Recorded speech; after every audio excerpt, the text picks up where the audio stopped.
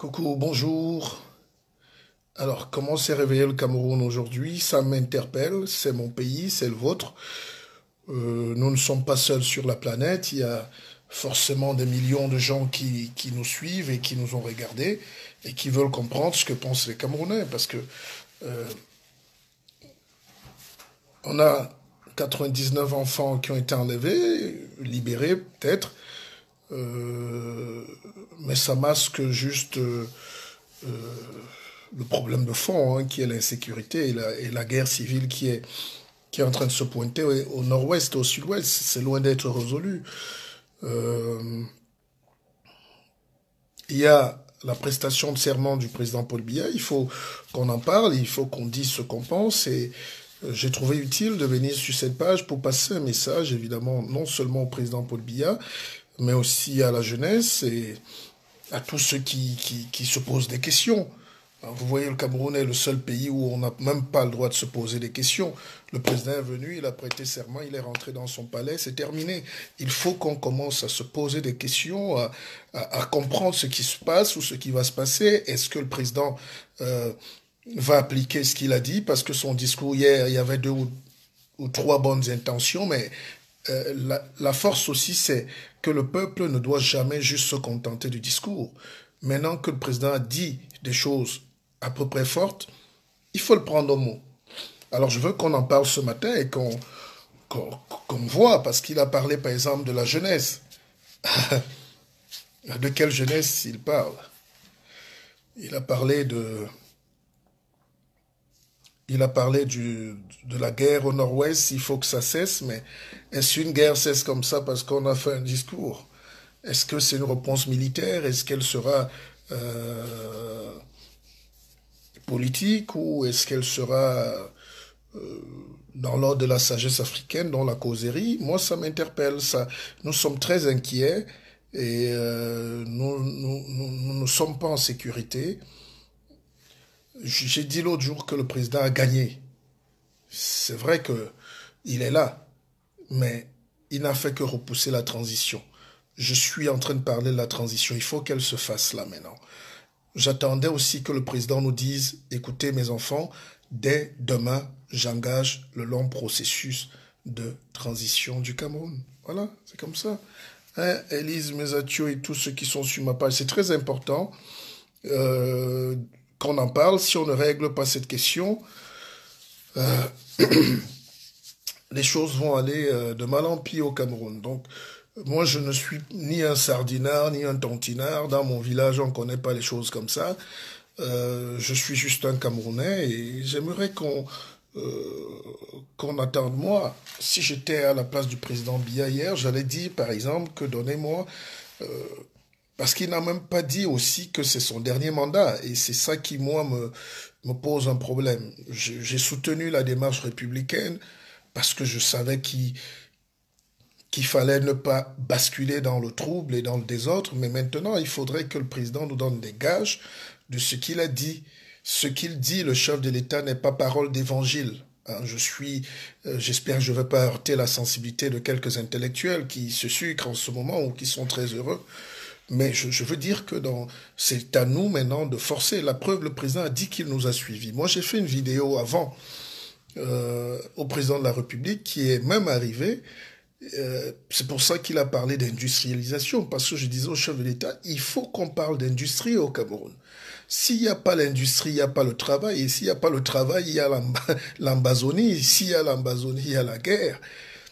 C'est le manque de travail euh, qui a créé le conflit au nord.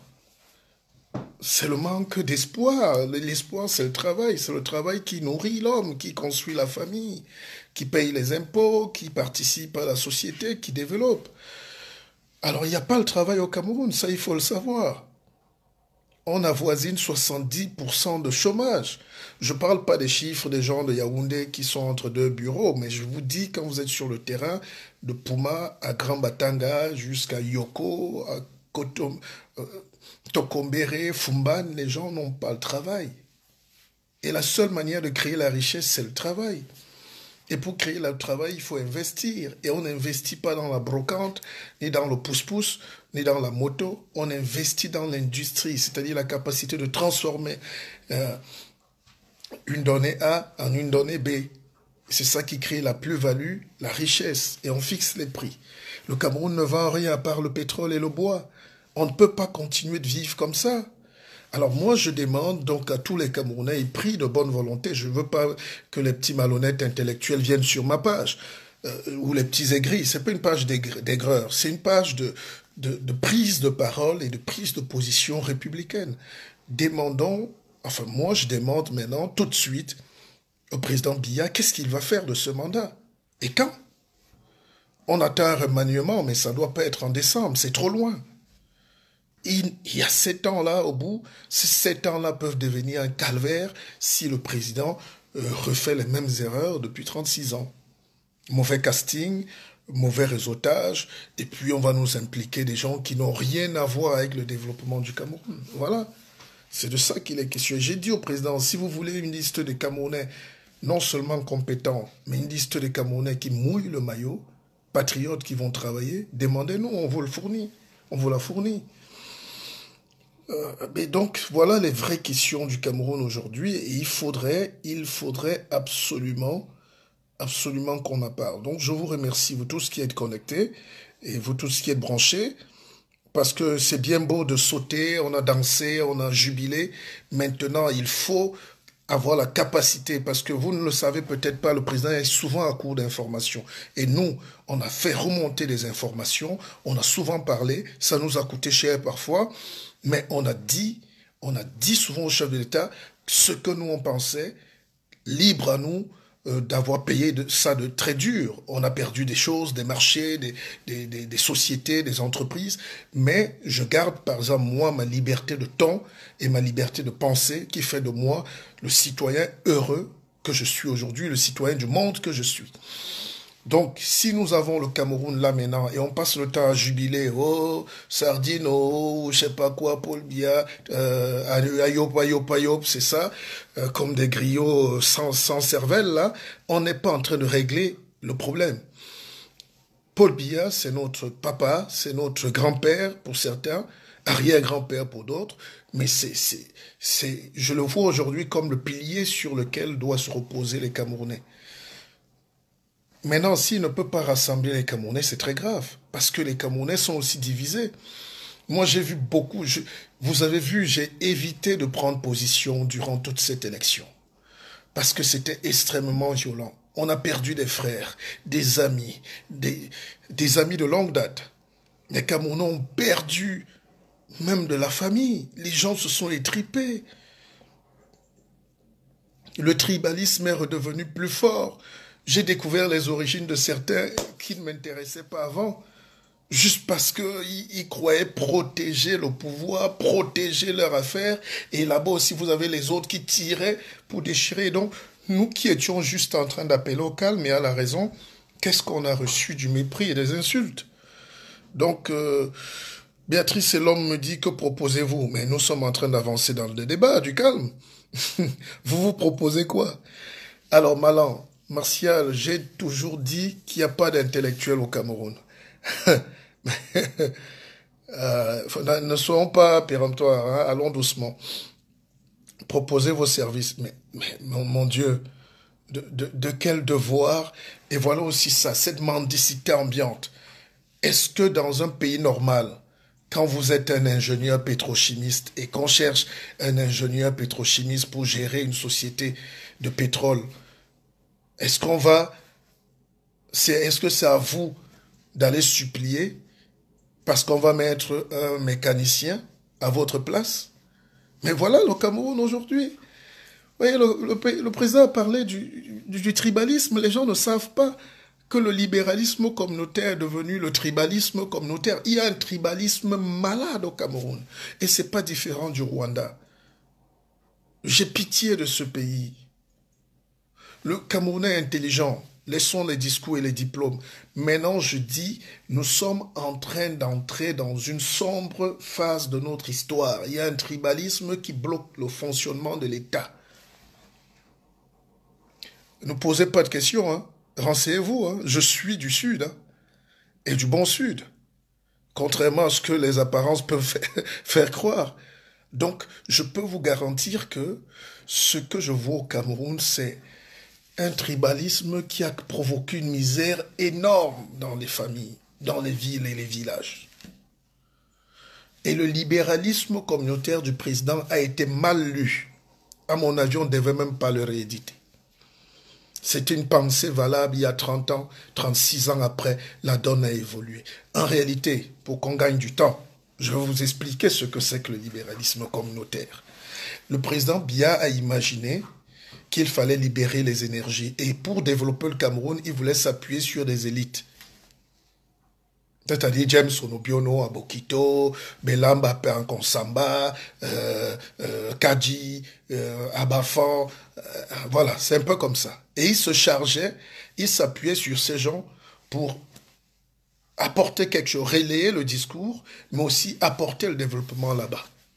Enfin, pas les gens cités forcément, hein, mais je prends un exemple.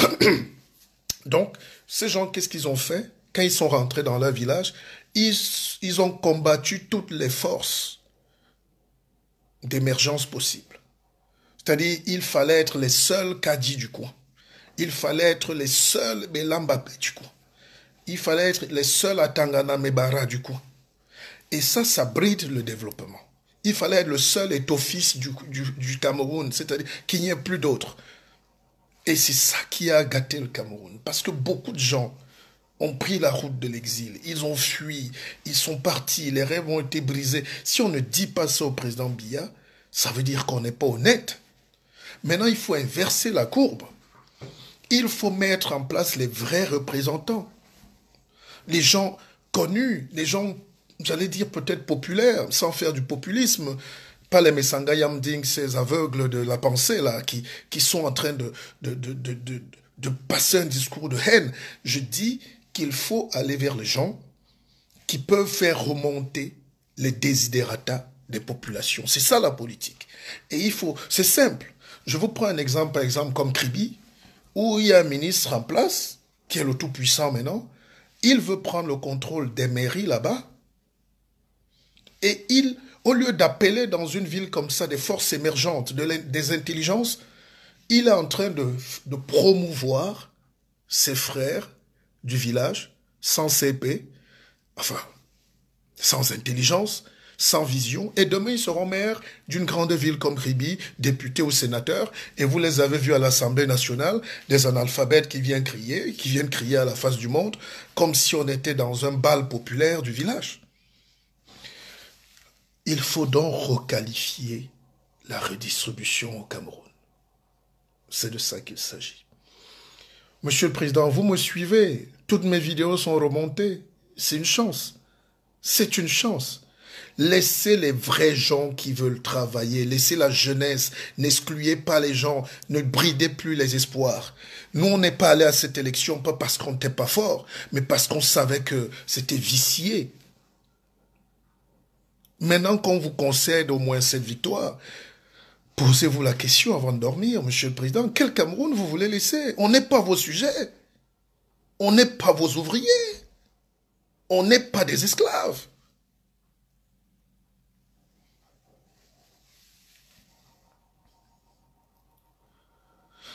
Je ne peux pas me contenter d'être heureux de manger tout seul dans mon coin. Et c'est l'erreur qu'a commise tout l'apparatchik autour de vous, Monsieur le Président. Donc vous êtes le seul responsable. Maintenant, vous nous dites, vous écoutez la jeunesse. Maintenant, écoutez-moi donc. Écoutez.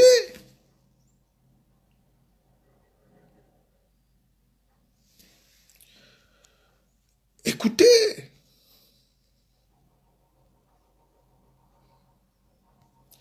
Pour vous dire la vérité, je n'ai pas envie de voir ce Cameroun, ni de rester dans ce Cameroun.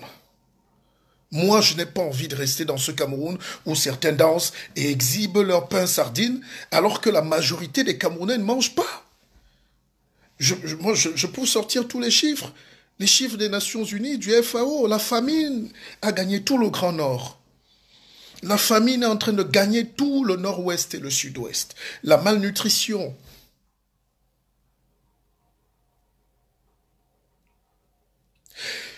Les femmes dans le sud-ouest accouchent en brousse, Monsieur le Président. Comme des animaux. En 2018. Mais c'est bien de jubiler, c'est bien d'aller au palais. J'ai vu un ami qui m'a nargué hier, il m'a envoyé, oui, toi tu n'es pas là, voilà mon billet pour aller au palais. Mais le palais, on le connaît. Depuis ma tendre enfance, je connais le palais.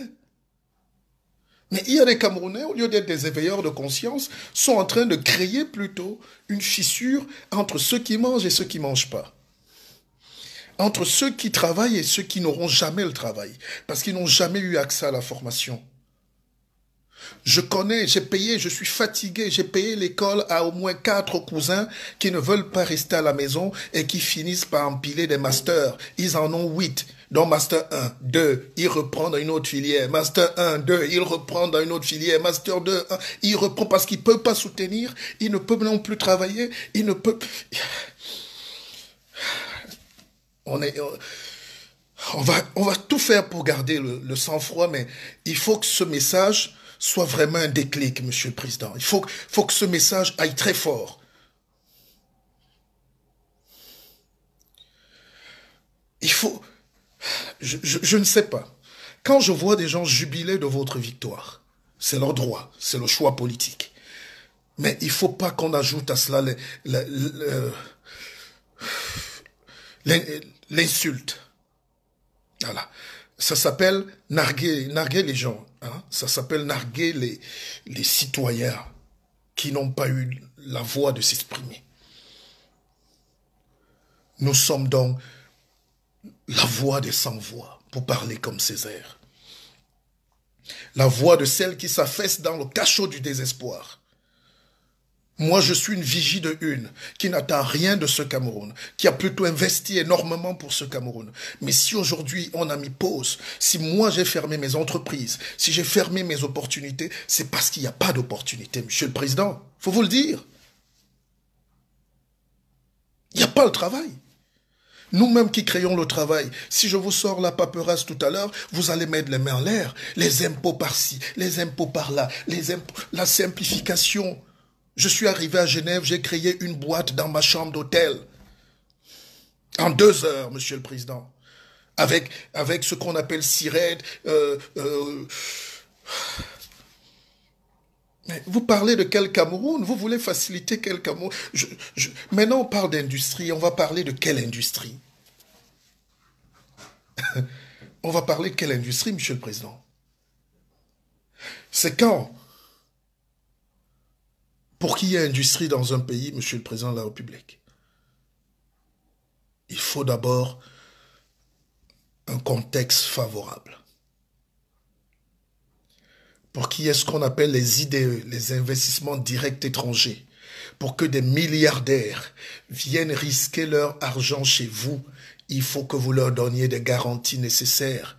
Je ne parle pas de ces hommes d'affaires véreux qui nous amènent des jeux de hasard, le PMU, la mafia corse, où passe la drogue, toute la drogue de l'Amérique centrale, pour arriver ici, en Europe et au Canada. Je ne vous parle pas des gens qui viennent créer des usines de fabrication de whisky et de bière et de vin pour rendre encore ce peuple un peu plus fou. L'industrie, c'est capitaliser sur l'énergie, les énergies renouvelables, capitaliser sur la digitalisation, le numérique, capitaliser sur les nouvelles technologies, capitaliser sur l'ingénierie. Et ça, vous ne pouvez pas le faire si vous avez déjà exclu la diaspora. Ça, vous ne pouvez pas le faire si le contexte politique n'est pas serein, s'il n'y a pas une transition à l'opposé du conservatisme ambiant. Et oui, vous avez conservé, Monsieur le Président, vous avez conservé le pouvoir. Vous avez conservé le pouvoir. Ah oui, vous avez conservé le pouvoir. Maintenant, comme nous ne sommes pas un royaume,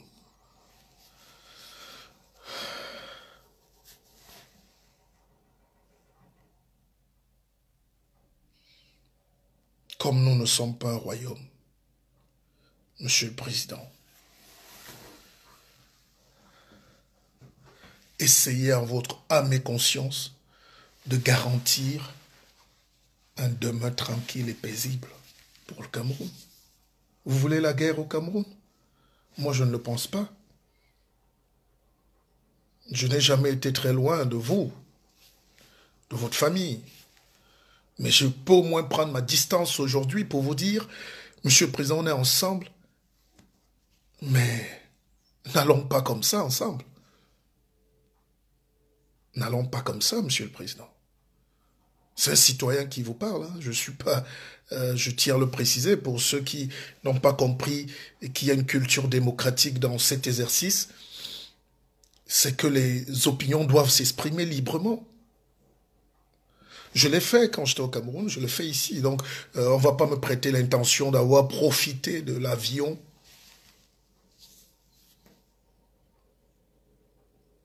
Il y a un jeune qui était à cette élection, qui était très bien, le plus abouti parmi tous ces candidats, c'était Cabral. Et les jeunes l'ont suivi. Vous croyez que ces gens qui ont suivi ce jeune-là, ils le suivaient parce qu'ils sont fous? Non, parce qu'ils savaient qu'il n'est pas très loin d'eux, qu'il est comme eux. Montesquieu disait, Monsieur le Président de la République, Montesquieu,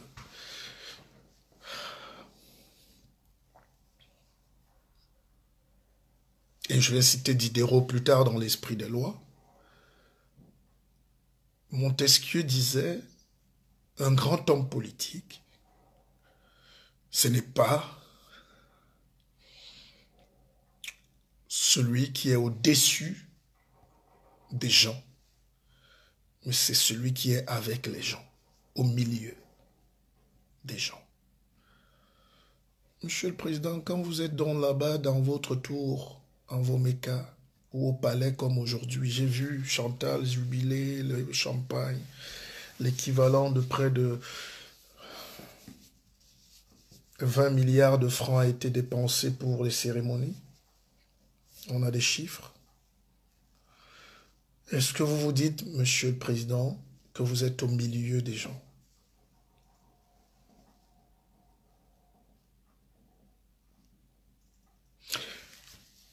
Est-ce que vous vous dites, Monsieur le Président, que vous êtes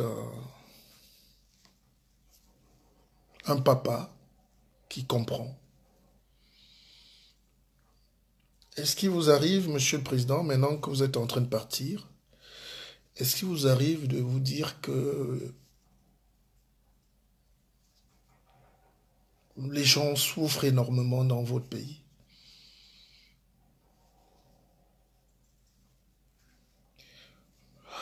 Je suis en train d'écrire un livre là-dessus, qui n'est pas un livre coup de poing, mais qui est un livre de révélation simple.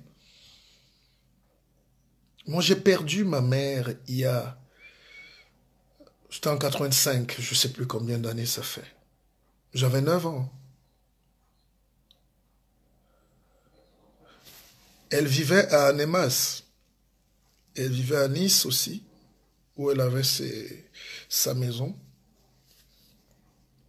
Ma mère, sous l'impulsion de ses sœurs, est rentrée accoucher à l'hôpital La Quintini. Elle en est morte. Mais ça, nous sommes en 85.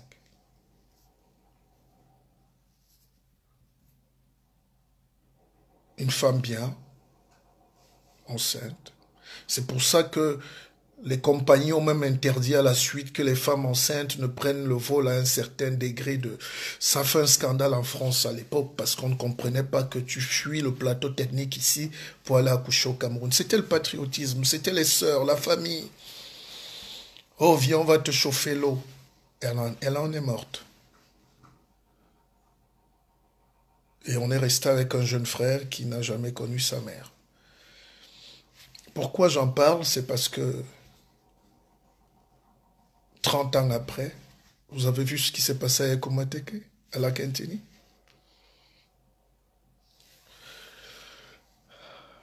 Faute de soins, négligence, arrogance, Manque d'humanisme. Koumateke a été déchiré en plein air. CNN m'a appelé ce jour. La journaliste avait les larmes aux yeux. Et j'ai organisé une marche. Je n'étais pas seul. Nous étions quelques leaders pour dénoncer cet état de choses. Mais en réalité, je voyais le projet de ma propre vie. Les femmes accouchent encore comme ça. Les gens n'arrivent pas à se soigner, Monsieur le Président. N'écoutez pas le centre Chantal Biya, la maman Chantal pour les femmes ou quoi là. La réalité est dure. On ne soigne pas les gens au Cameroun. Ils meurent. On les laisse mourir parce qu'ils ne peuvent pas payer. Il n'y a pas plus... Il y a moins de 3 mois, j'ai un cousin qu'on a interné dans un hôpital au Cameroun. Je ne donnerai plus le nom. Il est resté bloqué pendant 3 semaines parce qu'il ne pouvait pas payer. Et quand on a dit ici que les femmes sont séquestrées dans les hôpitaux parce qu'elles ne peuvent pas payer leurs factures, les mêmes Camerounais qui souffrent et aveuglés par un fanatisme idiot se sont permis d'insulter. Il a fallu que France 24 envoie des reporters sur place pour constater. À Yaoundé, en ce moment, il y a des gens enfermés dans les hôpitaux parce qu'ils ne peuvent pas payer. Il y a des gens enfermés à Bokito, à Yoko, à Ngambetika, à Tchang, à Kumba, à Bafoussam, à Ebolova, à San Milima parce qu'ils ne peuvent pas payer. Dans un pays, tout le monde n'aura jamais les moyens de se soigner. Même ici en Europe où on est, c'est parce qu'on a la sécurité sociale pour certains. Même les fous, même les immigrés, même les gens sans maison ont le droit de se soigner. Voilà les vrais chantiers. Et vous ne pouvez pas parler du développement si vous avez une population malade, Monsieur le Président. On ne peut pas parler d'émergence quand vous arrivez dans les villages aujourd'hui. Avant, quand on arrivait dans les villages, je ne parle pas de ceux qui ne le connaissent pas. Quand vous ne connaissez pas, n'insistez pas, ne réagissez pas. Moi j'ai fait le tour du Cameroun. Je suis devenu le Magellan du Cameroun. Chaque week-end, j'étais dans un village ou une ville différente. Avant qu'on arrivait dans les villages, Monsieur le Président, il y avait des gens, il y avait de la vie, il y avait des jeunes, musclés et forts qui travaillaient. Aujourd'hui, dans les villages, tous ces jeunes se droguent, boivent leur désespoir jusqu'à la lie. Ils n'ont rien à faire. Leur champ d'expression est très diminué. Peut-être parfois le chant. Et ils reviennent. Et ils sont sous. Ils sont fous. Et ces gens-là ne peuvent pas développer. Vous voulez développer le Cameroun avec qui? Allez en Vogada, à Yaoundé. En ce moment, les gens sont en train de jouer aux cartes. Allez en Kondongo, les gens sont au bar. Alors cette jeunesse-là, vous voulez qu'elle soit où? Les gens se battent pour apporter de l'intelligence, de l'investissement, de l'argent. Mais qui va travailler? Qui va travailler? Déjà, il y a ça. Il y a cette population désespérée, cette jeunesse aux abois, qui boit.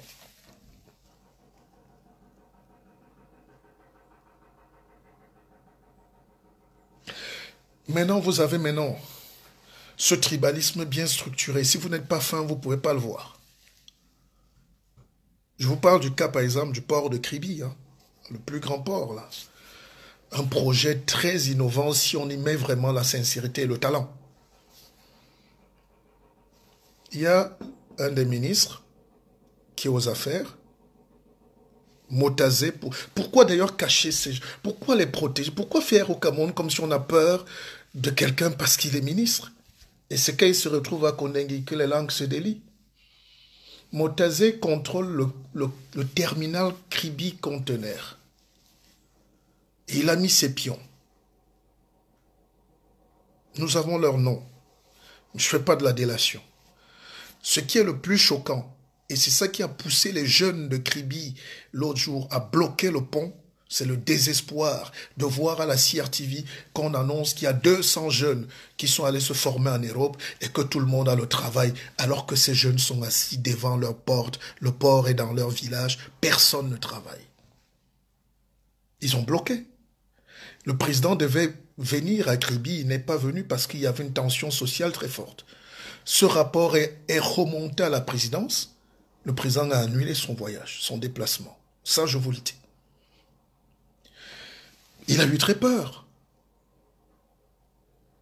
Voilà des gens qui ont la capacité de donner même l'emploi de docker, même les vigiles.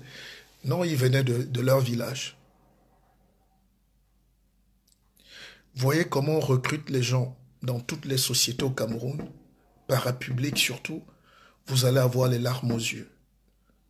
C'est la cooptation, c'est le tribalisme, c'est le clan, c'est le clan, c'est le village, c'est le village, c'est le village, c'est le village. Vous ne savez jamais quand on a recruté quelqu'un. J'ai un ami qui travaille à la CRTV. Le lendemain, je l'ai retrouvé dans un bureau comme directeur de la communication, toujours là-bas, dans leur société. J'ai fouillé un peu, j'ai vu qu'on parlait la même langue partout. Ça existe, Monsieur le Président. Si on ne vous dit pas ça, c'est que nous ne sommes pas honnêtes. Et en face aussi, maintenant, qu'est-ce qui s'est passé au Cameroun? Les Ngouchingue et autres, et les autres, comme on dit au Cameroun. Parce que le tribalisme vient de là, les gens se recroquevillent sur eux-mêmes. Toutes les sociétés montées aussi par les gens, nos frères de l'Ouest, dont on peut saluer le dynamisme, qu'est-ce qu'ils ont fait? Ils ont aussi commencé à se recroqueviller. Mais en réalité, réfléchissons un peu. Les gens font ça par réflexe de survie. Les gens se braquent. Moi, c'est plus facile d'embaucher un jockey aujourd'hui dans ma boîte qu'Aboubacar. Pourquoi? Parce que j'ai tendance à faire plus confiance. C'est plus facile pour moi d'embaucher Atangana que d'embaucher Siewe. Alors que c'est une erreur.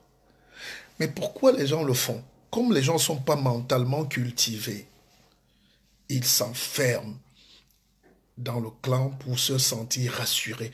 Pourquoi ils veulent se sentir rassurés? Parce qu'ils sentent qu'il y a l'insécurité, ils peuvent perdre. Et ça arrive jusqu'à la gestion politique. Le président est en train de s'enfermer avec les gens parce qu'il croit qu'il est en insécurité. On lui a vendu l'insécurité depuis 82. On lui a vendu le chut. Tu sais que les gens du Nord, tu sais que les Bamileke, tu sais que les Bassa, donc Bia, nous. Donc j'essaie d'expliquer comment on est parti du sommet de l'État dans un tribalisme structuré et structurant, au lieu des grands projets, pour arriver même dans les petites structures à s'enfermer. Et c'est pour ça que cette élection nous a permis de comprendre, Monsieur le Président, que le Cameroun est sur une braise.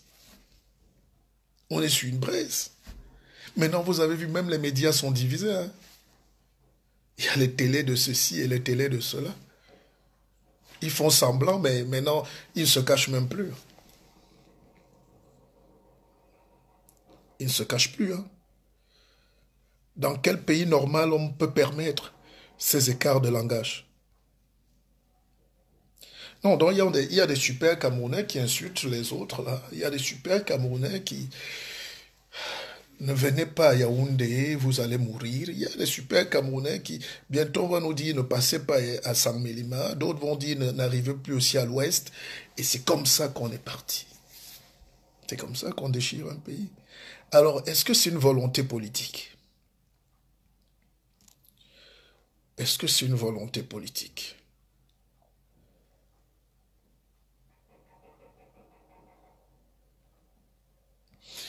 Mais bien sûr, je suis reconnaissant de tous les gens qui sont sur ma page et avec qui on peut partager ce petit moment. Parce que moi, j'ai très mal. J'ai très mal. Je suis pas bien. Voilà. J'ai suivi toute la cérémonie hier, de A à Z. Je n'étais pas bien. Je n'étais pas très à l'aise. Je n'étais pas très à l'aise. Quand on a gagné, on a un discours de fédération, de fédéralisme ou de fédérer même, fédérer. On a un discours de fédérer. Pourquoi au Cameroun, on doit venir comme des vauriens? Pourquoi au Cameroun, on doit faire profit bas quand on a du talent? Est-ce que le Cameroun aime la lumière? Non. Vous n'aimez pas la lumière. Vous n'aimez pas la lumière. Du sommet jusqu'en bas, vous n'aimez pas la lumière. Le talent vous énerve. Et un pays où le talent énerve est un pays qui ne se développera jamais. Parce que quand vous venez en Suisse, au Canada, au Japon, c'est le talent. Ils sont à la recherche du talent permanent. Pas des gens moyens. J'ai vu des amis au Cameroun, ils me disent, oui, mais laisse ça, oh, tu vas avoir beaucoup. Oh, Et ils sont en train eux-mêmes de mourir à petit feu. À l'approche de la soixantaine, de 70 ans, ils se rendent compte qu'effectivement, ils sont victimes de ce système, du manque de talent. Je vais vous faire une confidence. Quand on a un pays comme le Cameroun et on a des gens comme Kamto, on ne l'insulte pas, on ne le tue pas. C'est vrai qu'il a été ministre, c'est juste une manière de parler, je veux schématiser, c'est-à-dire que quand on a une étoile, on ne l'éteint pas. Vous êtes le seul pays au monde où on allume la lampe tempête pour la mettre sous le lit. Vous, dont le discours du président ne peut pas avoir des effets parce que je sais qu'au fond, au Cameroun, dès qu'on a déjà identifié un monsieur comme talentueux, on se bat pour qu'il disparaisse, qu'il meure à petit feu. C'est pour ça que vous avez des gens vides dans la tête qui sont en train de crier, hyper à la télé. Ils peuvent vous brandir tous les diplômes du monde, mais ils sont quelquefois des sacrés idiots. Dans un pays normal, où le Cameroun produit des génies par tonnes, personne ne devrait prendre la route du Sahara ou du désert ou du... Personne. C'est l'échec d'un système. C'est l'échec. Regardez, les Gabonais ne prennent pas le désert. Hein. Tout ne va pas bien là-bas, mais les Gabonais ne vont pas au désert. Les Gabonais se sentent supérieurs. Ils ne prennent pas la route du désert. Ils ne prennent pas. Mais qu'est-ce qui se passe? Les Équato-Guinéens ne prennent pas la route du désert. Les Équato-Guinéens, certains faisaient le ménage au Cameroun il y a 20 ans. Aujourd'hui, ils sont patrons, ils sont rentrés chez eux parce qu'on a mis les conditions. Moi, je ne veux pas que les gens me disent, et c'est ça qui trompe.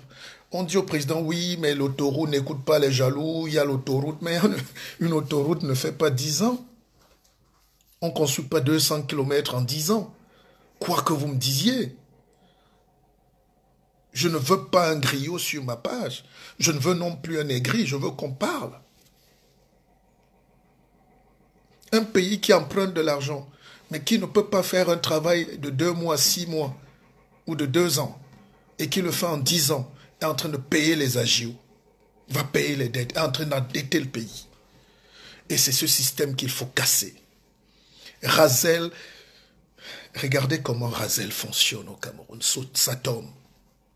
Voilà des gens qui, pour nettoyer même le pont du Vouri, ils font 6 mois. Pour boucher 2 trous au pont de la Dibamba, ils prennent les ouvriers camerounais avec les balais pour perdre le temps. Vous nous perdez le temps. Monsieur le Président, vous perdez le temps. Je vous fais ce message, Monsieur le Président, pour que vous teniez compte de ces plaintes. Vous avez demandé aux Camerounais de vous dire. Vous avez demandé aux Camerounais de vous dire.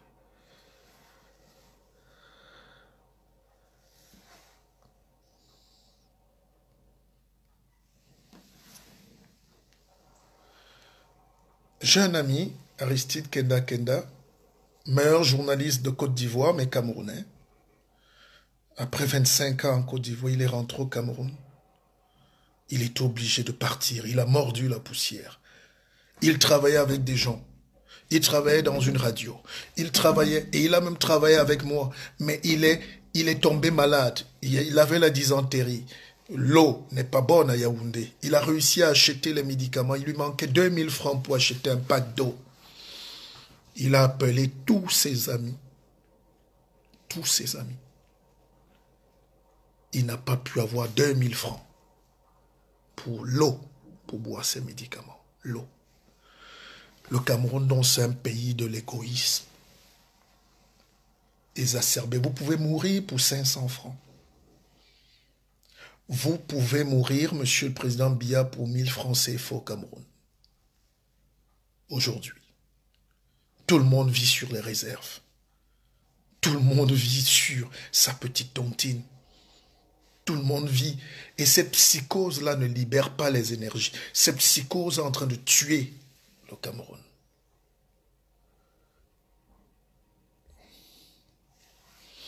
Il y a Sonia qui nous dit là qu'elle est née, elle a trouvé des chantiers, et elle est en train de vieillir, les chantiers ne sont pas finis. Oui, mais quand vous avez ces gens, vous avez le silence coupable de la France parce que c'est elle qui gagne tous les grands travaux, tous les marchés. C'est Razel qui fait tout. Et pour perdre le temps, on vous prête de l'argent, comme je vous ai souvent expliqué, mais ce prêt-là, vous ne le touchez pas puisque Razel, la France verse cet argent directement à ces sociétés comme Razel et qui viennent sur le terrain. Et plus elles mettent long sur le chantier, plus vous payez. C'est pour ça que les travaux que les Chinois peuvent nous faire en une journée, vous les faites en 3, 4, 5 ans. Et vous êtes content que ça avance. Ça n'avance pas. Ça n'avance pas. Monsieur le Président, ça n'avance pas. Je ne crois pas à l'industrialisation du Cameroun. Je ne crois pas. Appelez tous les plus grands ingénieurs et spécialistes, même de la Banque mondiale, même appelez tous ces gens, ils vont vous dire que l'industrialisation n'est pas possible en ce moment. Parce que le contexte n'est pas favorable. Personne ne peut vous donner de l'argent. J'ai vu le ministre des Finances l'autre jour à Douala, il voulait l'emprunt obligataire. Qui va vous donner l'argent des Camerounais? La diaspora que vous insultez ne peut pas mettre son argent. Et même sur place, les gens qui ont encore un peu d'économie préfèrent garder parce qu'ils ne savent pas de quoi demain sera fait. Monsieur le Président, vous avez la lourde responsabilité de nous rassurer. Je ne vais pas me permettre de répondre à quelqu'un d'assez peu structuré mentalement qui a fait un discours sur la diaspora qui est une insulte à l'intelligence de tout un peuple. Ceux qui sont actuellement aux affaires au Cameroun sont tous de la diaspora. Comme lui n'a jamais eu la chance de prendre même un bus climatisé, il se permet de juger les gens, d'insulter. Aucun pays ne peut se développer sans la diaspora. Biya est de la diaspora. Paul Biya, c'est le premier diasporien. Jean-Luc était au Canada, il était ambassadeur, je l'ai vu.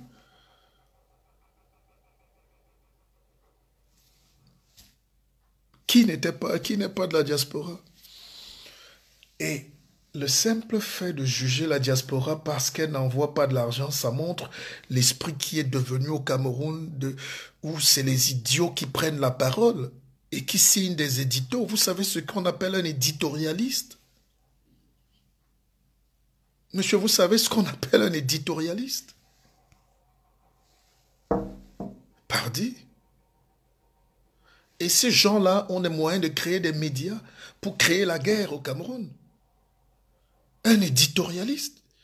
Vous pondez un machin de 10 secondes, vous appelez ça un édito. Mais rentrez à l'école. Rentrez à l'école, jeune homme. C'est Martial Bissot qui vous parle. Rentrez à l'école. Vous avez déjà vu quel pays être en désaccord ou en guerre prononcée contre la diaspora? La masse d'intelligence qu'il y a dans la diaspora camerounaise est un pays développé. Si tous les gens de la diaspora camerounaise, ça peut être même une idée, se regroupent quelque part, je peux leur donner ma forêt à Edea, s'ils se retrouvent là, seuls, il crée un pays et il le développe en 2 ans. Monsieur, ce n'est pas l'argent. Ce n'est pas l'argent qui fait... Regardez comment on a tué un pays. On calcule même aujourd'hui par ce que la diaspora envoie. Mais on n'a pas envoyé la diaspora pour envoyer les sacs de riz. On a envoyé la diaspora pour prendre de l'intelligence, de l'ingénierie. C'est l'ingénierie qui développe. Je suis surpris. On fait même le classement. Le Nigeria a envoyé ceci. Et de deux, ces chiffres sont erronés.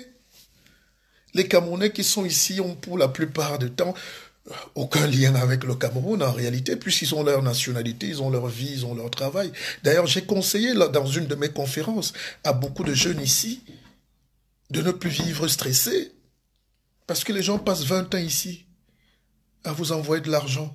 Cet argent les empêche de manger au Fouquet. Cet argent les empêche d'acheter une bonne voiture. Cet argent les empêche de prendre un logement décent. Ils se sacrifient pour vous. Ils restent dans les HLM insalubres. Ils élèvent 3, 4 enfants parfois dans la souffrance. Ils ne se payent pas des vacances parce qu'il faut soigner la grand-mère. Envoyer l'argent au chaud. Envoyer l'argent à la tante. Envoyer l'argent au cousin.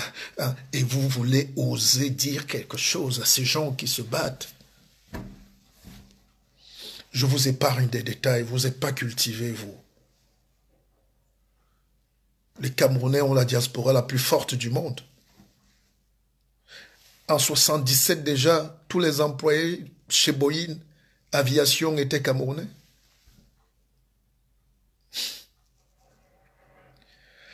J'ai des enfants qui sont chez Porsche, des jeunes camerounaises, 4 ingénieurs que je connais. Elle me dit qu'il n'y a que des Camerounais là-bas, parfois ils parlent le patois ou le pidgin. Chez Porsche. En Allemagne, je ne peux pas vous citer. Vous ne voyagez pas, soyez humble, monsieur. Les Camerounais en France sont médecins partout. Ils enseignent partout. Mais c'est incroyable. Je te fais un petit rappel historique, où je vous fais. En 1958, quand De Gaulle arrive, donc, il est au pouvoir, il demande à rencontrer à l'Élysée, hein, comme vous n'avez pas souvent, vous oubliez vite. Hein. Notez ça. Normalement, vous devez partager ça. De Gaulle donc arrive et il demande à voir, comme tous les présidents français chaque année, les majors de toutes les grandes écoles.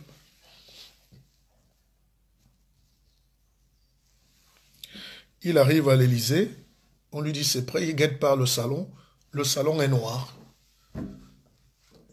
Il appelle son directeur de cabinet, il dit non, j'ai dit qu'on m'amène tous les meilleurs élèves des grandes écoles françaises. Je n'ai pas demandé à voir quelques Africains. On dit, monsieur le président, c'est les meilleurs. De Gaulle dit, c'est pas possible. De Gaulle dit, c'est pas vrai. Il dit, faites-moi venir les meilleurs. On fait venir. Et il entre. Et ce que vous ne savez pas, je vais vous le dire aujourd'hui, c'est que tous étaient Camerounais. Tous étaient Camerounais. Ils sont vivants. Mais comme vous aimez tricher, vous aimez tuer le génie, vous aurez un pays de broussards, un pays de sorciers, un pays de va-nu-pieds. Jean-Jacques Ekindi, major à Polytech, il est vivant. Emmanuel Bicheki, major à Centrale, Paris, il est vivant. Enfin, je ne sais pas. Vous voulez que je continue? Il y avait plus de 20 Camerounais majors. Et ça n'a pas... C'est-à-dire, quand vous passez par une grande école en France, on vous parle toujours du Camerounais qui est passé avant vous. Vous insultez la diaspora. Mais voyez donc, et c'est pour ça que cette vidéo, j'interpelle d'abord le chef de l'État pour qu'il se rende compte de la division qu'il y a déjà entre les Camerounais, de cette méfiance, de cette haine. Il y a quelque chose de malsain qui se dessine au Cameroun. Les gens rient là, ils s'embrassent, j'ai vu les vidéos, les fêtes. Même les gens qui n'ont pas mangé étaient très contents, je suis d'accord. Heureux soient les pauvres. Mais n'insultez pas la mémoire. Et maintenant, deuxième chose, là je vous ai parlé de la grande majorité de la diaspora. Ça c'est la majorité. Je peux citer le préfet Ngahan qui est là. Je peux citer qui? En Europe. Vous avez les CIMO aux États-Unis. Hein, vous avez... Non, ne faites pas ça, monsieur. Je ne sais pas qui c'est, ce monsieur qui a fait cet éditorial, mais c'est trop bête. Hein. Donc vous êtes en guerre contre vos frères, juste parce qu'ils sont partis. Et vous appelez ça de l'intelligence? Un peuple intelligent fait ça? Un peuple intelligent insulte ceux qui sont partis? C'est comme si moi, étant ici, j'insulte ceux qui sont là-bas. D'ailleurs, moi, je suis qui alors finalement, puisque je viens de partir? Je suis juste un citoyen du monde, je me suis déplacé. Donc comme j'ai pris l'avion, je ne suis plus camerounais, je dois être insulté, je suis de la diaspora, je suis votre ennemi. C'est cette idée-là qui est véhiculée donc au Cameroun. C'est une politique bien structurée. C'est une politique. Et c'est pour ça que je dis au président, pour le peu de temps et de force qui te reste, il faut bannir ces clivages-là. Ça n'a l'air de rien, mais ça détruit un pays. Ça n'a l'air de rien, mais ça tue quelque chose. Ça tue quelque chose. Je suis profondément attristé.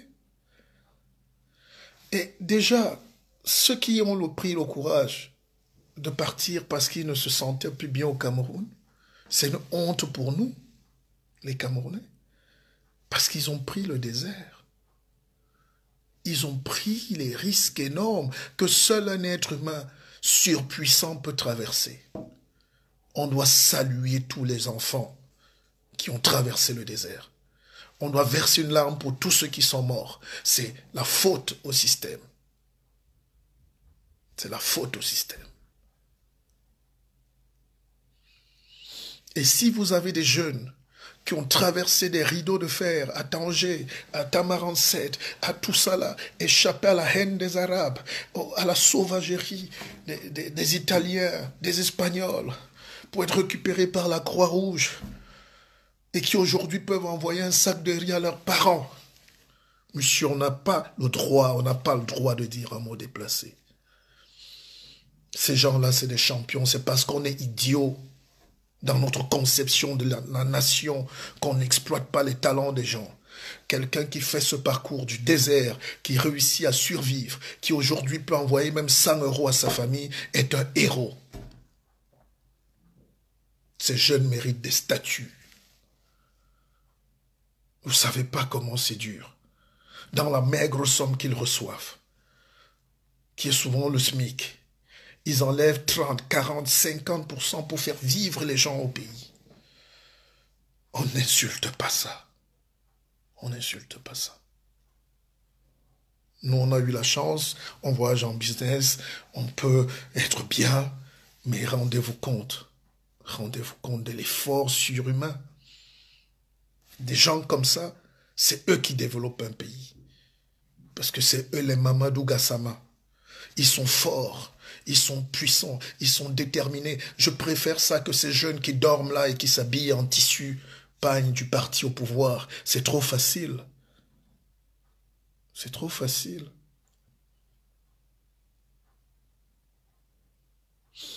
Il faut donc tout faire, Monsieur le Président de la République, avec le grand âge qui vous sied, de montrer à la face du monde qu'on est intelligent et de réconcilier les Camerounais avec eux-mêmes. Je n'ai plus envie que mes amis ne me saluent pas. Je suis dans des forums, dans des forats WhatsApp. Je vois bien que maintenant on se dit à peine bonjour. Un gars dit bonjour, il passe. C'est fini, il y a quelque chose qui s'est brisé. Vous savez, quand vous indexez les gens, et pendant 36 ans, on n'a fait qu'indexer les gens au Cameroun. On a indexé ceux qui savent, on a indexé ceux qui travaillent, on a indexé ceux qui ont le talent, on a indexé ceux qui veulent créer, on a indexé ceux qui... Et c'est ça qui a amené les gens à partir. Monsieur, regardez autour de vous, monsieur les Camerounais. Toutes les sociétés sont en train de fermer. Moi, j'ai fermé les miennes. Oui, je vais rouvrir, mais j'ai fermé les miennes. Mhm.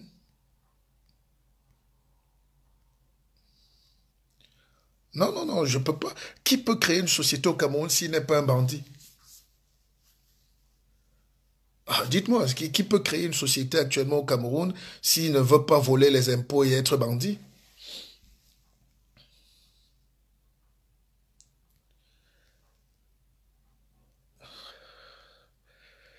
Je vois vos réactions, c'est énorme. Tout ça compte. Merci de partager. Oui, moi je suis en train de rentrer au Cameroun, c'est pour ça que je fais une vidéo. D'abord, je, je, je- il ne faut pas qu'on ait peur. Et c'est cette peur-là qui a alimenté le régime. Cette peur de perdre un marché, cette peur de perdre un ami, cette peur de perdre... Non, il faut dire. Il faut dire.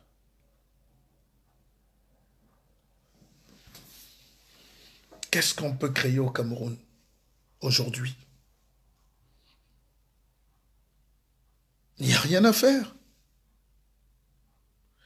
Créer même une boutique, vous créez des problèmes. Et à la fin, un investisseur se dit, mais j'ai créé mon histoire pour donner du travail aux gens, pour donner de la vie, je n'ai pas créé pour avoir des problèmes. Ça, on ne vous le dit pas, Monsieur le Président.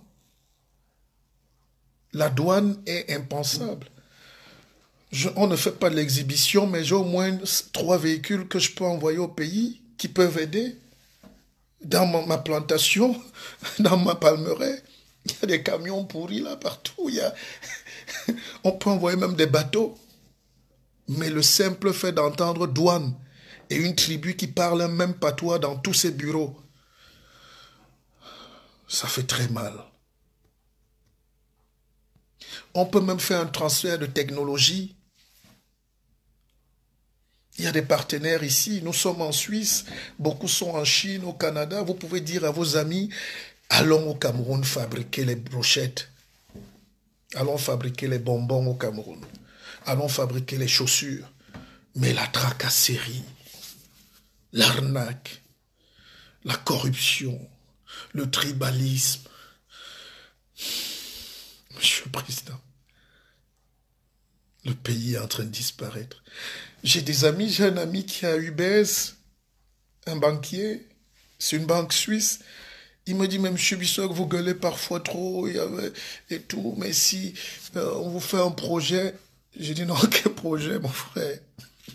Quel projet? Monsieur le Président, on ne peut rien faire au Cameroun. Je ne suis pas en train de décourager les gens, je suis en train de dire la vérité. Et l'homme le plus esseulé au monde, c'est celui qui dit la vérité.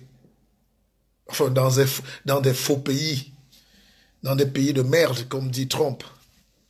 Vous rendez compte, on se met à citer Trump? Si on arrive déjà à citer Trump, vous vous rendez compte, Monsieur le Président?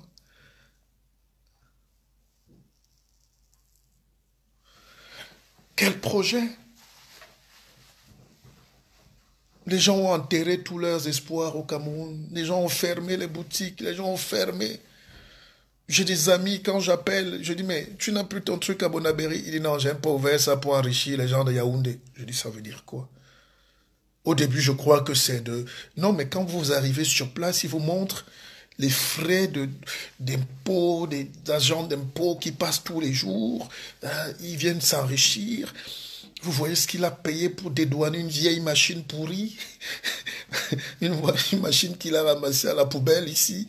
Il a payé, il a dédouané au prix d'une machine neuve. Le secret de l'industrie, c'est accroître. L'industrie a été faite pour améliorer la vie des gens. C'est-à-dire, on laisse l'artisanat, on commence à produire en masse. Quand on produit en masse, ça baisse les coûts de production et ça devient moins cher. C'est pour ça qu'en Europe, tout le monde peut acheter une voiture.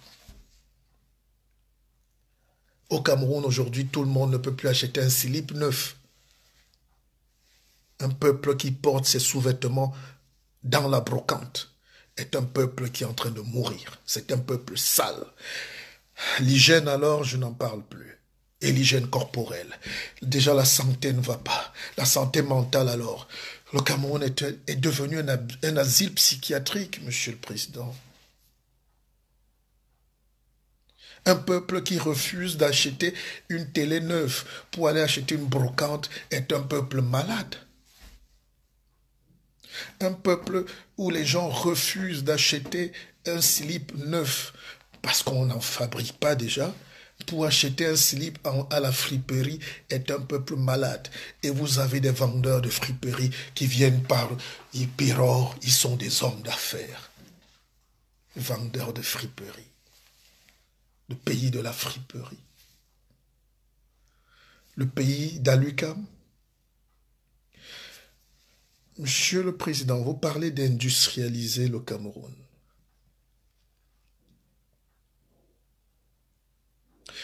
En 1958, Alucam était la première industrie d'Afrique moderne. Je n'ai pas dit d'Afrique noire, au sud du Sahara, j'ai dit d'Afrique. Donc de l'Algérie, donc du Cap au Caire, Alucam. Mais si en 2018, 2019, on commence encore à parler d'industrialisation du Cameroun,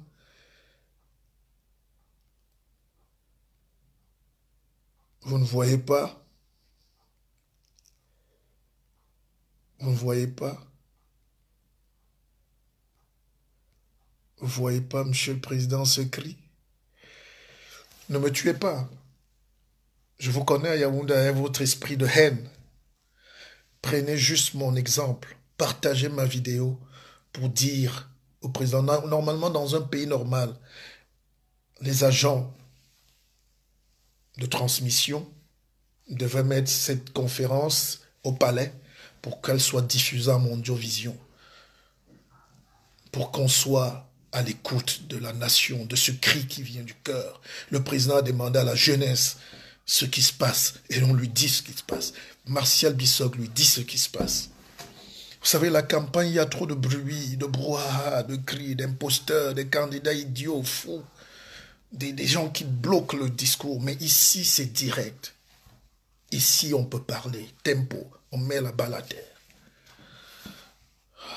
On met la balle à terre. Non, on a trop massacré l'énergie au Cameroun. On a trop tué le talent au Cameroun. On a trop tué le talent. Il est temps que ça s'arrête.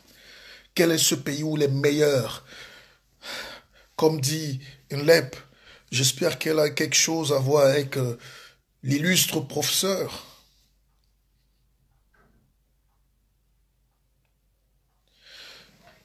Quand on a un pays comme le Cameroun, ou même dans l'administration, on ne nomme jamais le gars qui est bon.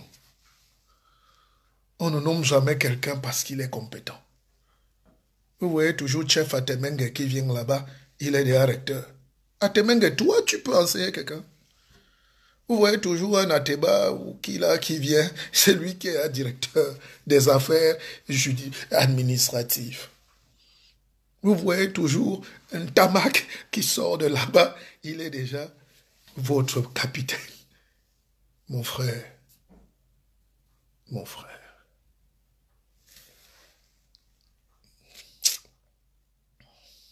Alors, nous avons évolué en freelance comme ça, on a jeté les mots, mais on est très percutant, hein. C'est parce qu'on n'est pas, c'est pas une conférence, on est en direct, on est à chaud.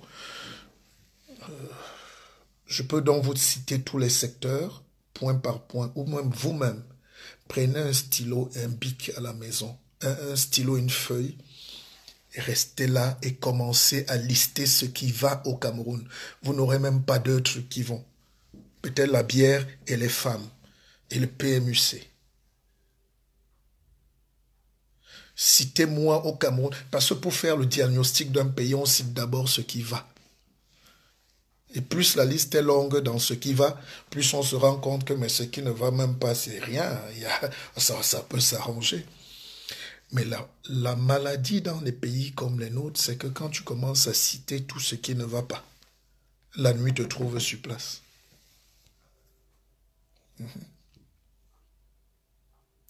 Et les Camerounais se sont bien exprimés. Ce tribalisme-là est bien. Ça montre juste que les Camerounais souffrent dans leur chair. Et ça, c'est un discours que même un professeur titulaire de chair ne peut pas mieux exprimer que moi. Parce que je sais comment faire. J'ai ce petit talent-là. J'ai ce génie. Et si des gars comme moi, on les a laissés partir du Cameroun, si les gars comme Mongo Betty n'avaient pas leur place au Cameroun, juste parce qu'ils nous disaient Tanga Nord, Tanga Sud, même bas sur le Cameroun. Si ces gens-là n'ont pas eu leur place au Cameroun, ce n'est pas nous qui avons notre place au Cameroun. Or, le président nous demande d'être là. Moi, je vais rentrer donc. Mais qu'est-ce que je vais faire une fois que j'atterrirai à Siméon, au Simalène? On va commencer à me regarder comme un ennemi qui est venu prendre le poste de quelqu'un. On va me regarder comme un type bizarre.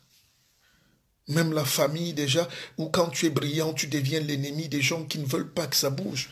Les gens souffrent énormément dans nos familles, mais ces mêmes gens sont en train de se dire que tout va bien. Comment vous appelez ça? Le syndrome de Stockholm? Vous appelez ça quoi? Je discutais avec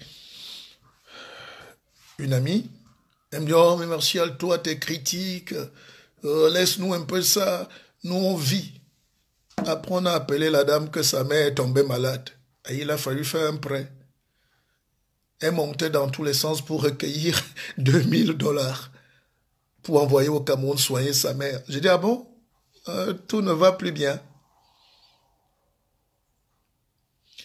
Détrompez-vous. L'illusion que les gens ont de boire un whisky en boîte parce que c'est une seule personne qui a payé ne fait pas de vous des gens civilisés. Ça fait de vous des gens qui mendient.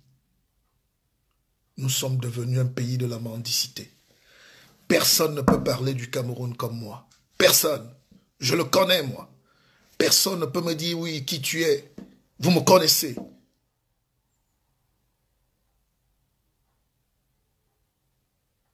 Vous me connaissez. Arrêtez votre mauvaise foi. J'étais le premier à mener la vraie bataille politique au Cameroun. Nous avons pris les devants pour monter des productions télé. Le premier qui a commencé à faire des éditos. Le premier qui a commencé à sensibiliser. Le premier qui a monté des émissions vraiment politiques pour qu'on parle de la politique. Pour que demain naissent les jeunes espoirs que vous avez vus après.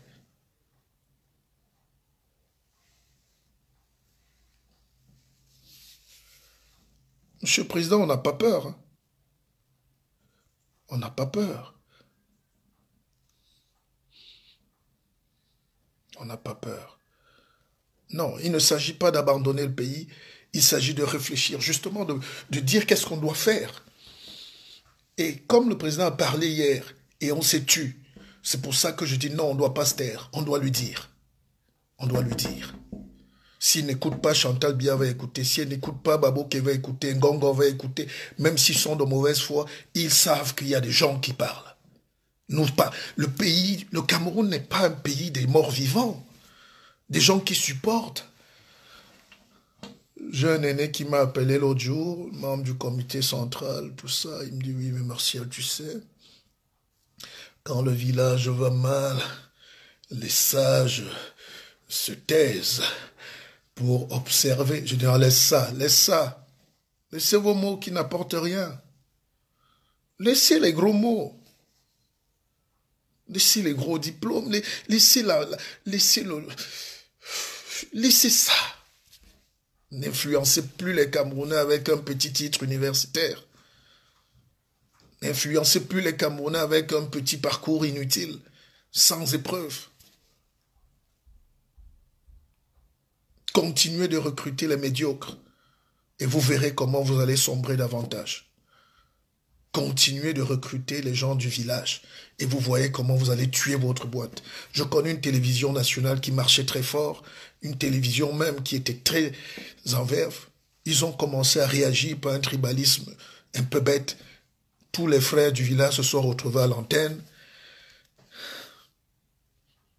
Et ils ont perdu près de 70% du marché aujourd'hui.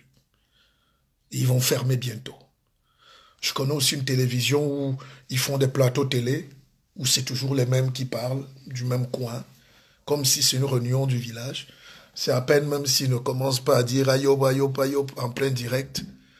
Et ils appellent ça une nation. La nation, c'est panser les plaies. La nation, c'est apporter du baume au cœur. C'est de rétablir un certain équilibre. La vie même déjà n'est pas équilibrée. Si les artistes, la vie n'est pas équilibrée. Si même les leaders commencent à accentuer les divisions et les déséquilibres,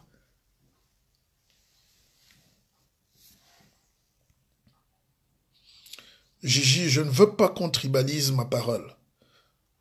Je suis Bamileke aussi. Ça veut dire quoi, heureusement que je ne suis pas Bamileke? Ça, c'est pas un direct que vous faites pour dire que tel a vendu les slips, tel a vendu les strings. Hein? C'est Martial Bissoc, ne m'amenez pas au truc de tribalisme. Je suis en train de faire un message clair. Je ne veux pas que mon appartenance à une tribu ou à une nation soit signe de grandeur ou de déchéance. Depuis quand un citoyen d'un pays n'est plus citoyen parce qu'il n'est pas d'un bon village?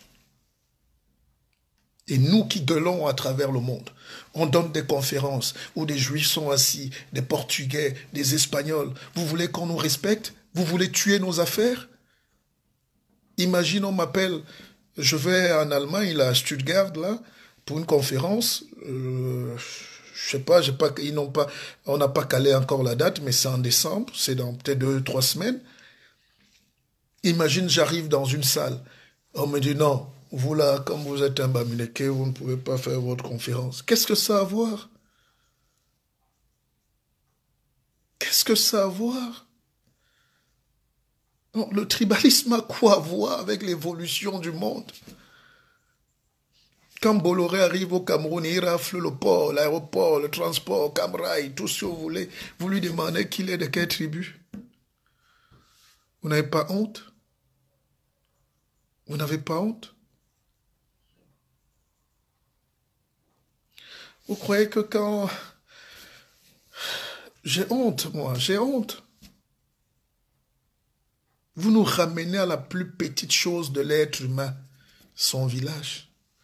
Vous ignorez que 80% des Camerounais sont des déplacés dans leur propre pays, suite à la guerre, la colonisation, l'esclavage. Est-ce que les gens savent? Vous savez que le royaume Bamoun s'arrêtait à Kekem?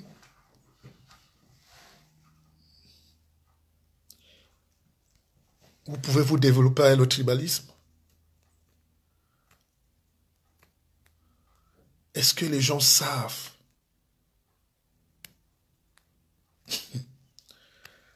Est-ce que les gens savent?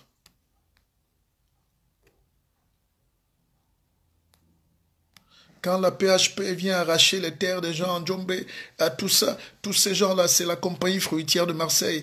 Vous leur demandez qu'ils sont de quelle tribu pour leur donner des si juteux marchés. Même pour planter la banane en 2018, l'État du Cameroun, Monsieur le Président, donne le marché à des gens qui viennent d'ailleurs. C'est ça le tribalisme, c'est ça le racisme. Monsieur le Président, vous formez les ingénieurs agronomes.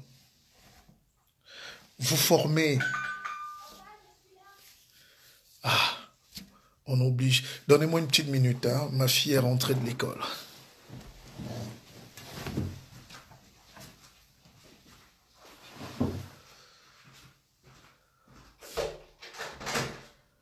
Ah bon? Ça va, mon bébé? Ah, tu faisais ton live? Bah oui, tu m'entendais? Non, mais... Tu as su? Ah, oui. mais tu as vu le bureau, hein? Mais écoute, je n'ai pas fini. Tu me donnes quelques minutes, je finis. Après, je te mets ta pizza. Hein? Tu dis? Oui, mais viens dire coucou. Oh, mais je... Tu parlais de quoi? Oh, je parle des choses qui ne nous rapportent rien, ma fille. Je parle du Cameroun. Mais voilà. Voilà mon bébé. Excusez-moi pour cet intermède. Vous savez, ici, il faut travailler aussi, mais il lui faut sa pizza, elle est rentrée d'école. Tu rentres pas l'après-midi, c'est terminé. Non, on est mercredi, donc il y a pas école l'après-midi. Ok, ça me rassure. Mon cœur, donc je peux encore faire mes activités. Ça nous rapporte rien, mais on essaie de passer un message pour que des jeunes qui sont là-bas au Cameroun comme toi aient la même chance que toi, d'avoir l'école, la santé, d'être épanouis, de pouvoir être heureux et de vivre. Je vous souhaite le bonheur du monde, que vous restiez pas dans la misère. Moi, j'aime pas ça. Voilà. Ici, Je veux que vous soyez heureux. oui, parce que tu aimes le Cameroun, non? Oui. Ouais. Tu es suisse, mais tu aimes le Cameroun. Oui, Donc, je suis pas d'origine camerounaise. oui. Mais demain, au Cameroun, on est donc en train de dire que tu es de la diaspora, donc tu n'es pas camerounaise. Donc tu vois, et alors que peut-être voici une future économiste, directrice de banque, demain en Suisse, qui peut venir au Cameroun développer le pays. Mais si vous les chassez déjà étant enfant, vous voyez pas que ça fait pitié. Qu'est-ce qu'un enfant comme ça a à faire à pas apporter la richesse au Cameroun? Déjà, si vous êtes là et que vous commencez à, à exclure les génies camerounais à travers le monde, ces enfants sont plus sages que nous, hein. Ils sont plus épanouis, hein. C'est pas des enfants, hein. C'est des gens. Et on ne les frustre pas. Dans votre pays, là, tout le monde est donc frustré. Des parents jusqu'aux enfants. Et une société de frustrés accouche des gens médiocres. La mentalité villageoise, sauvage, la jalousie, la haine. Ma fille, tu viens d'arriver. Vas-y, papa cause encore. Ben, mets-toi à l'aise. C'est toi le chef. Apprends-moi la pizza, non? Oui. Ok.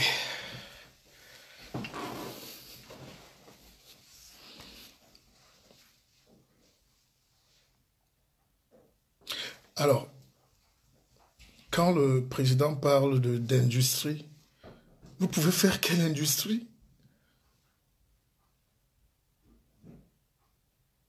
Vous pouvez faire quelle industrie si c'est pour enrichir les autres? Si c'est pour vous priver vous-même de votre compétence? Si vous avez de la compétence, vous avez de la matière, on vous demande de transformer la matière que vous avez. Vous dites non, non, lui, on ne peut pas donner ça à un doigt là. Lui, il ne peut pas. Ou un nordiste ne peut pas. Et tout. Et finalement, c'est un Chinois qui vient gagner le marché, un Français, dont vous travaillez pour la France, quoi. Donc nous, on fait toute cette énergie-là, toute cette force-là pour un groupe de gens, Bolloré, qui va reverser une marche, hein, au palais ou au ministre. Là, on va lui ouvrir un compte, et puis le reste, vous pouvez mourir, quoi. C'est ça le développement. Non, mais à un moment de notre vie, demandons-nous pourquoi on est de passage sur Terre. Vous savez, une minute passée là me coûte cher. Ça me coûte cher. Mais après, on se dit, pourquoi aussi se taire? Pourquoi se taire? Parce qu'on a peur de ne pas être nommé? Parce qu'on a peur de perdre un ami qui est dans le système? Parce qu'il va te donner, il va venir te narguer avec sa voiture achetée avec l'argent des Camerounais? La profonde révolution qui nous attend donc demain, c'est de faire du Cameroun un hub. Ce que vous appelez même aéroport, on doit casser tout ça. Quand vous allez à Kigali, vous avez les larmes aux yeux. Vous allez au Kenya, vous avez les larmes aux yeux. Les Camerounais se sont juste habitués à peu. Hein? Déjà dans les langues maternelles, on dit Tim Nder, Ndek, Nder Budger, Nder Malé, Nder. Tim, donne-moi. Popo.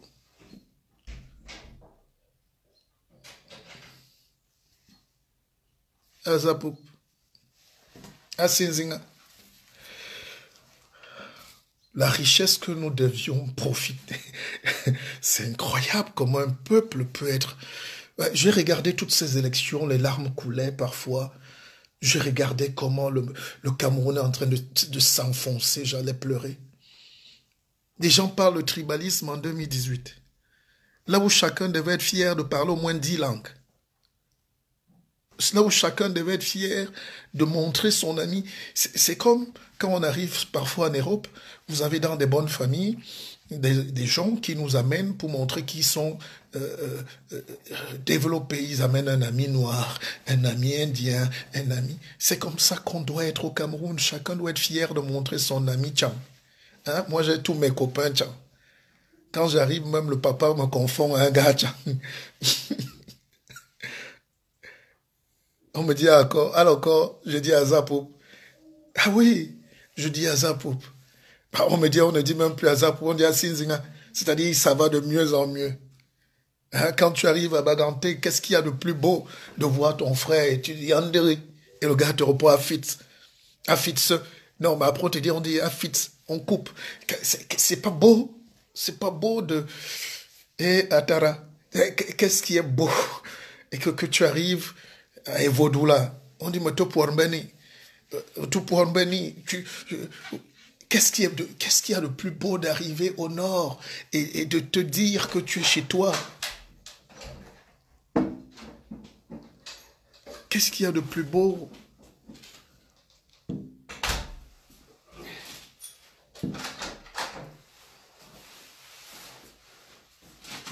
Qu'est-ce qu'il y a de plus beau d'être à Momgar? Et je dis, alors à Timé, petit oui. À Job.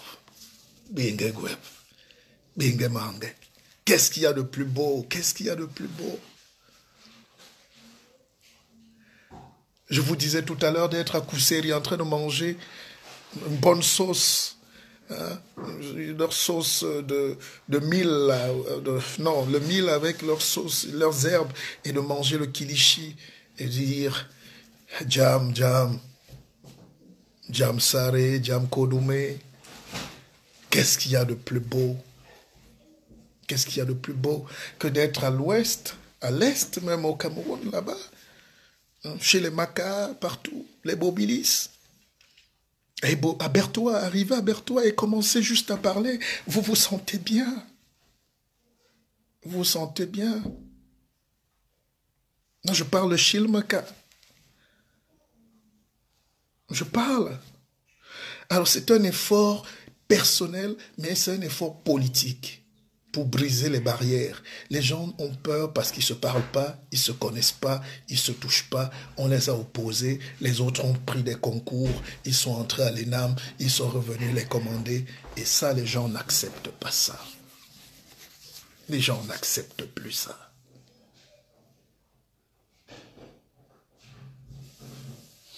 Arrivez donc à l'Est et dites simplement au Djimpore, Mpore Tchik Tchik, ou bien Mpore Boulale. Arrivez. Arrivez à Grand Batanga, à Kribidi, Totewe, Ibomonale. Arrivez, parlez, soyez bien, parlez Longumba. Arrivez à Ezeka, vous découvrez que les gens vivent ensemble là-bas. Bipindi, Lolodorf, c'est collé. Omwanina, Ginagi. Alors, quel Camerounais aujourd'hui nous sommes? Nous n'arrivons même plus à parler déjà nos langues. Maintenant, nous arrivons à opposer les autres langues aux langues que nous ne parlons même plus. Vous vous rendez compte?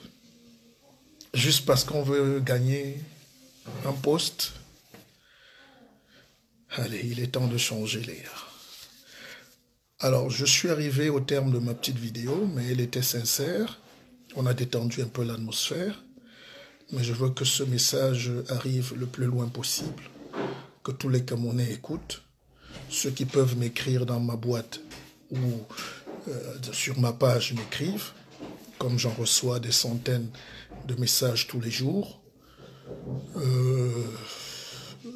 Restez en paix, battez-vous. Nous, on ne peut pas laisser le Cameroun sombrer. On ne peut pas laisser le Cameroun comme ça. C'est pour ça que je voulais faire un message au président de la République pour lui dire de se tromper. Le Cameroun ne peut pas sombrer. Nous sommes là. Je suis une vigie de une et je ne suis pas seul.